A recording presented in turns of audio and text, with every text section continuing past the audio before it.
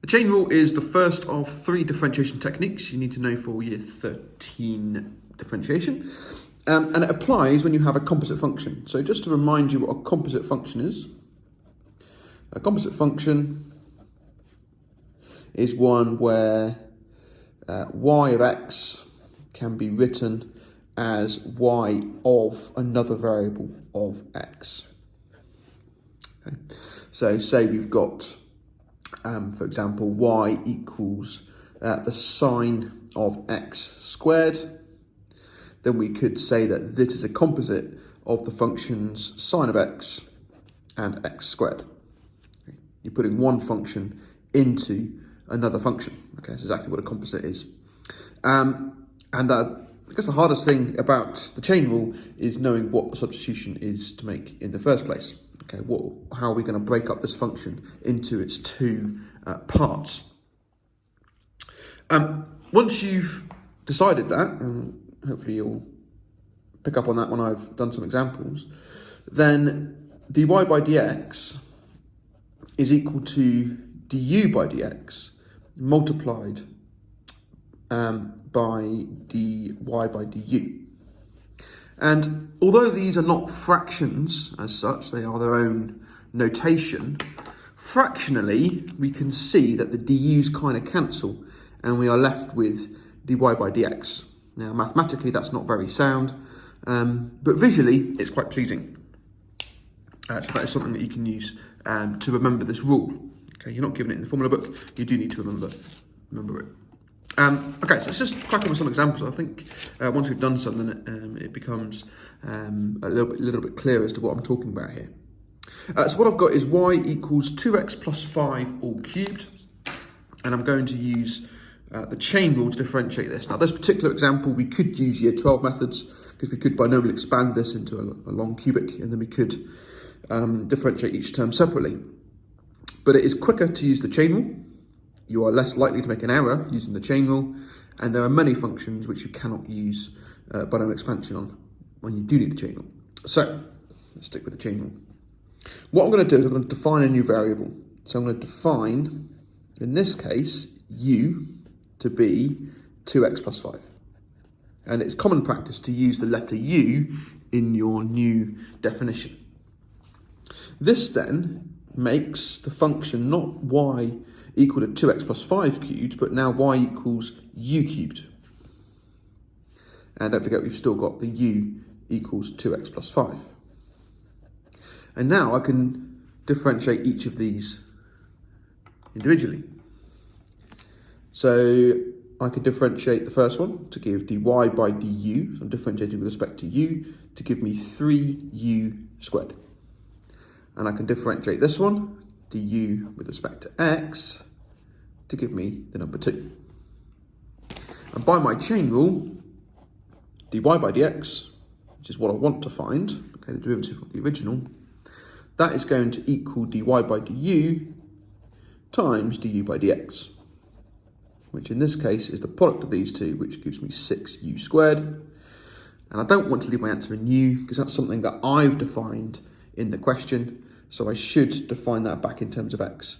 So it is 6 times 2x plus 5 squared. And that's the answer. Okay, much quicker than expanding fully and then differentiating each term, especially if you want it left in factorized form. Okay, let's have a second example, using some of these new differentials that we looked at in the previous video. So we've got sine of 2e to the x plus 5x. So in this case, I'm going to define my u to be 2e to the x plus 5x. And this is going to tell me that du by dx is 2e to the x plus 5. Okay, the e to the x differentiates to itself, and the 5x differentiates to 5. This leaves me then with y equals sine of u, okay, because the contents of the sine function is what I defined as u, so I've got sine of u. And now if I differentiate this with respect to u, I'll get the cosine of u. Okay, so I've got dy by du, I've got du by dx, therefore I can conclude that dy by dx is the product of these two, which is 2e to the x plus 5 times the cosine of u, but you should always leave your answer in terms of the original variable, which in this case was x. So it's going to be 2e to the x plus 5x. And that's the answer. Example number 3.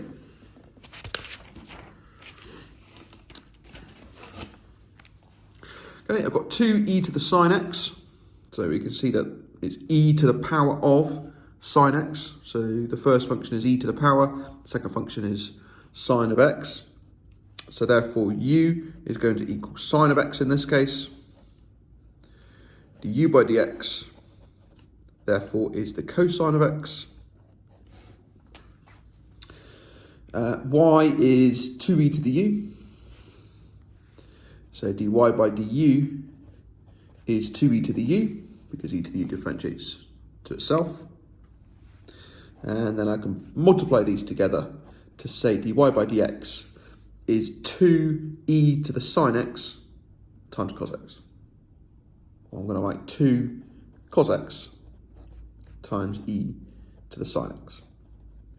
Okay, that's the answer. Once you've done a few of these, let's just kind of click. Example number 4. This time we've got 8 times the natural log of sine x plus cos x. So we can see that the sine x plus cos x is the contents of the log. Therefore, that is going to be my substitution. So u is going to be sine x plus cos x, which means du by dx is going to be cos x, because sine differentiates to cos, minus sine x, because cos differentiates to minus sine. This leaves me with y is equal to 8 times the natural log of u. That's what's left over here. So to find the contents of the log to be u, 8 log u. dy by dx, okay, this is one of the 5 differentials I told you that you need to know. It's going to be 8 divided by u.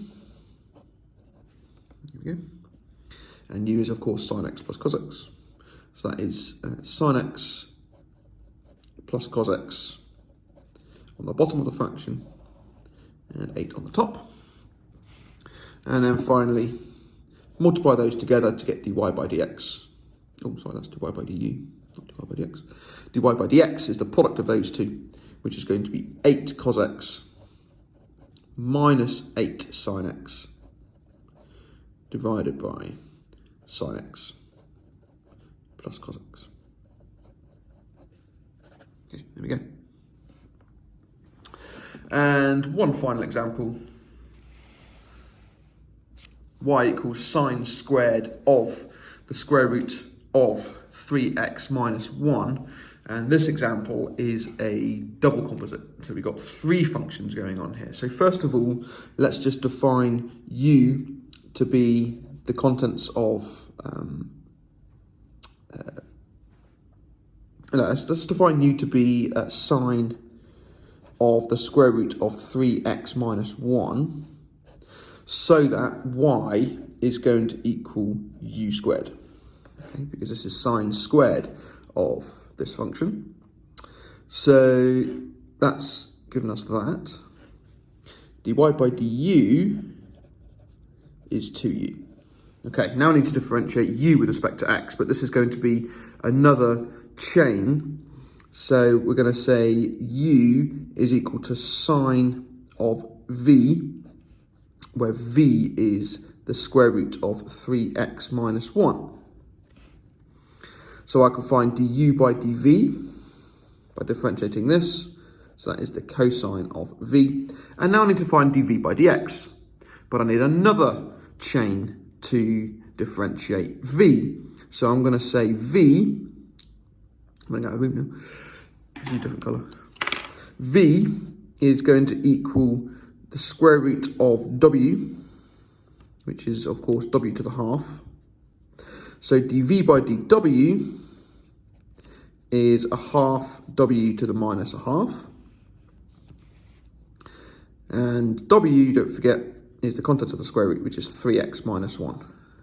So dw by dx is 3. Okay, so there's a lot going on here because I've got 3 substitutions I've made. It's 4 composite functions, or 4 functions been composited. So dy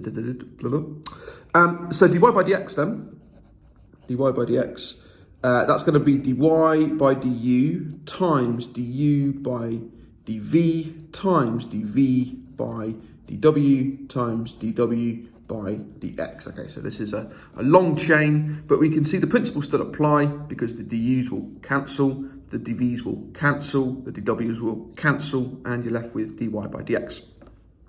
So we need to take these 4 definitions and plug them back through.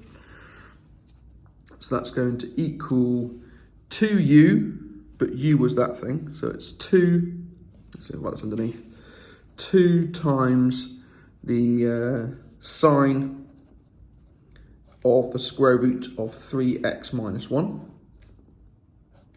times du by dv, but du by dv was cos of v, so times cos of v, but v was that thing. So that's the square root of 3x minus 1. Then we've got to times that by dv by dw, which is a half w to the minus a half. Well, the half is going to cancel with the 2, so I can get rid of that. And the w to the minus a half, or w, is 3x minus 1 to the minus a half. And then I need to times that by dw by dx, which is 3. So times 3. And there we go, that's the derivative. Okay, lots going on that 5th example, but we can see how chains can kind of link together to give you super long answers. But that is the principle of the chain rule. Thanks for watching.